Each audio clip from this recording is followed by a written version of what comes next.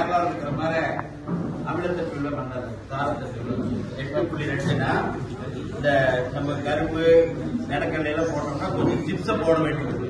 Zips போட்டோம்னா அந்த 8.2 7 7.5 வந்துடும். நல்ல விளைவு. அடுத்தது நைட்ரஜன். நைட்ரஜன் வந்து கம்மியா இருக்கும்.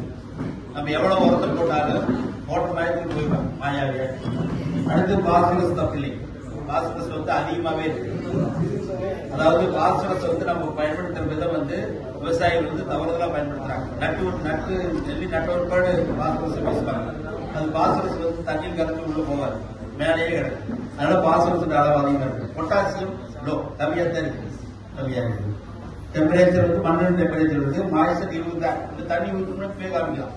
இது பார்த்துட்டு நீங்க ஊற்றிட்டீங்கன்னா தண்ணி அளவு கண்டக்டிவிட்டினா இலக்கு கண்டக்டிவிட்டி, அதாவது எவ்வளவு உப்பு கலந்துருக்கு. இது பெரிய நமக்கு தேவை வந்து மாய்ச்சர் தண்ணி இருக்கா இல்லையா.